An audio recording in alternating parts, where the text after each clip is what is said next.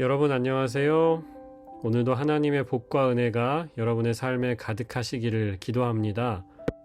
감기가 걸렸다가 낫는 중인데요. 잘 지내다가 이상하게 이 메시지를 녹음하려고 하면 그때부터 코가 막히기 시작합니다. 여러분께서 양해해 주셨으면 좋겠고요. 12월 8일 금요일 말씀으로 여는 아침입니다. 우리에게 주시는 말씀은 요한복음 7장 37절에서 39절의 말씀입니다. 제가 받들어 읽겠습니다. 명절의 가장 중요한 날인 마지막 날에 예수께서 일어서서 큰 소리로 말씀하셨다. 목마른 사람은 다 나에게로 와서 마셔라. 나를 믿는 사람은 성경이 말한 바와 같이 그의 배에서 생수가 강물처럼 흘러나올 것이다. 이것은 예수를 믿은 사람이 받게 될 성령을 가리켜서 하신 말씀이다. 예수께서 아직 영광을 받지 않으셨으므로 성령이 아직 사람들에게 오시지 않았다. 이는 주님의 백성에게 주시는 주님의 말씀입니다. 하나님께 감사드립니다. 오늘 말씀을 더 깊이 이해하기 위해서 알아야 할 것들이 두 가지 정도 있습니다. 하나는 초막절의 풍습이고 둘째는 구약의 선지자들의 말씀입니다. 첫 번째 초막절인데요. 7장 전체에는 초막절이라는 명절과 관련되어 있지요. 우리가 읽은 37절에도 명절의 가장 중요한 날인 마지막 날에 라고 말씀하시는데요. 8일 동안 지켜졌던 초막절의 마지막 날이었다는 것을 가리킵니다. 초막절은 이제 수콧이라고 하고 이스라엘이 광야에서 살았던 것을 기념하는 절기입니다.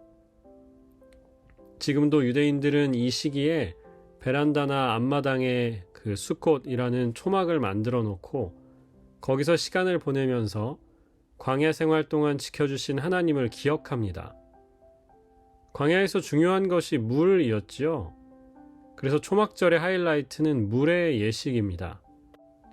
히브리어로는 심캇 베이트 하쇼바라고 합니다. 초막절 기간 동안 매일 예루살렘에 있던 실로암 물가에 가서 물을 떠와서 예루살렘 성전으로 돌아와서 제단에 뿌리는 예식이었습니다.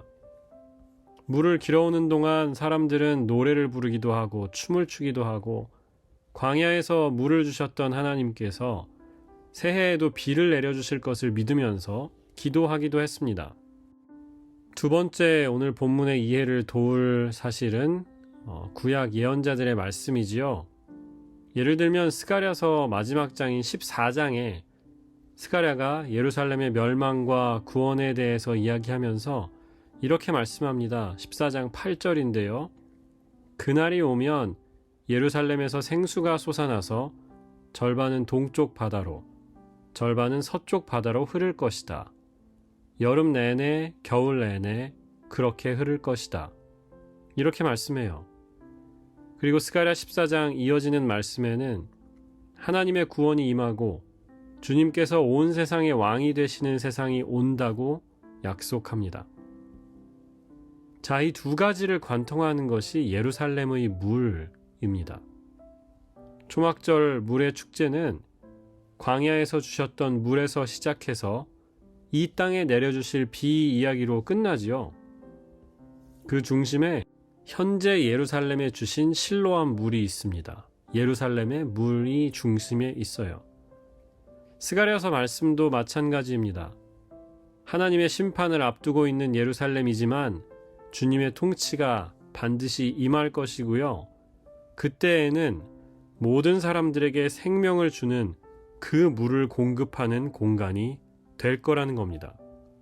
예루살렘에서부터 동쪽 바다로 또 서쪽 바다로 처처로 그 생명을 보내는 곳이 된다는 약속입니다.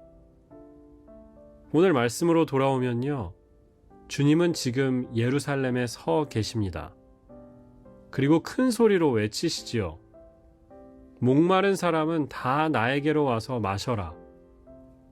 나를 믿는 사람은 성경이 말씀한 것처럼 그의 배에서 생수가 강물처럼 흘러나올 것이다. 여러분 보이십니까?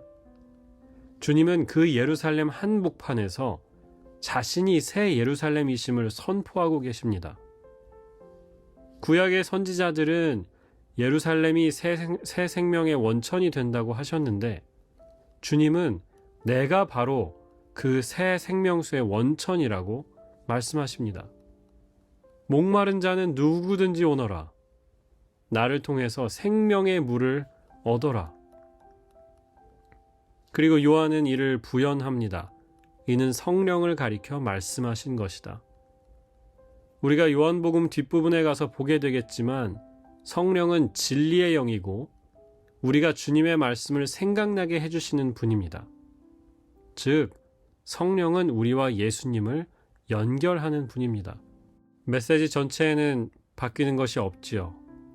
예수님을 통해서 생명의 물을 얻게 될 것이고 성령은 우리가 그 예수님께 더 가까이 연결되게 도와주신다는 그런 역할을 하신다는 말씀입니다. 종종 처음 만나는 사람들을 만날 때 아이스 브레이킹을 하면서 이런 질문을 받곤 합니다. What makes you come alive?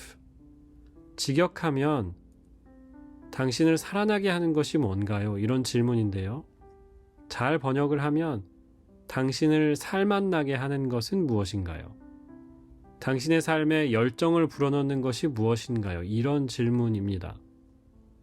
어떤 사람은 자기가 좋아하는 취미 생활을 이야기할 것이고 누군가는 가족들, 자기가 사랑하는 일이나 스포츠 팀이나 혹은 커리어 이런 이야기를 할 겁니다.